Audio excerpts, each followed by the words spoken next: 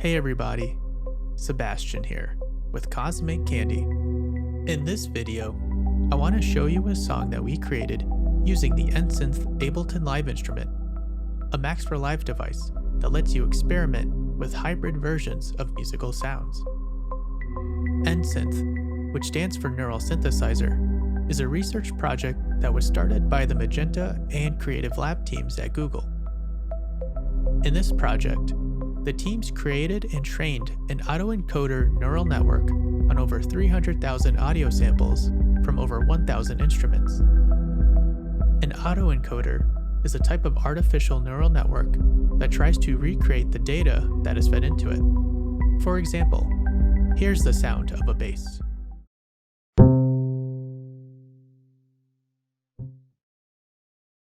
Now here's the reconstructed version of that same bass sound after it's been fed into the model.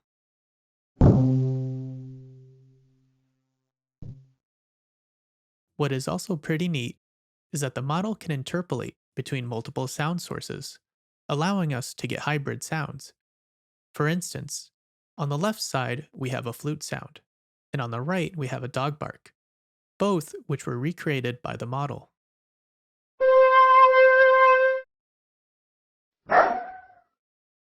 If I move the slider from the flute to the dog bark, the flute will begin to take on the characteristics of the bark.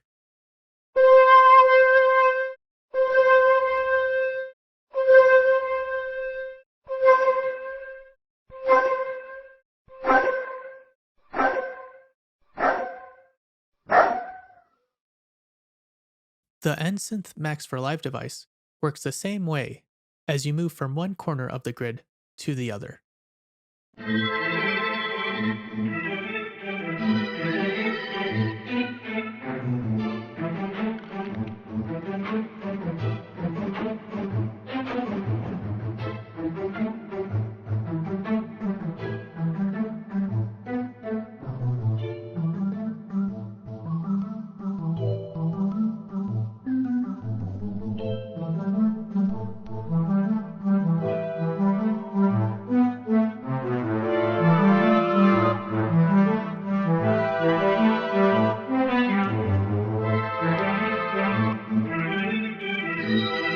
Since each corner contains an instrument, we can get the characteristics of all four instruments by moving to the center of the grid.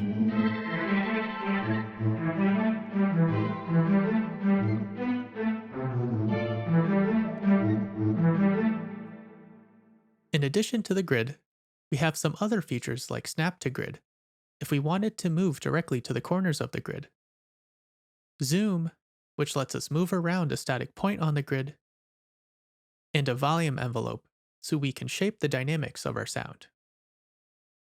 We can also adjust the start time and playback speed of our sound.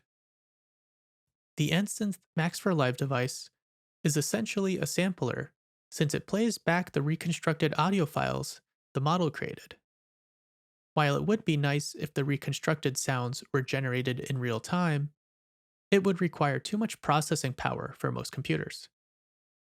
When you download NSynth, you are provided a handful of grids containing the reconstructed sound files, all ready to go. If you have some familiarity with the Python programming language, you can also create your own grids containing your own sounds. The song we created used NSynth's stock grids for most of the tracks, with some additional sounds from samplebacks. If you are interested in learning more about what was done, you can check out our blog on the Cosmic Candy website linked below. With that said, let's check it out.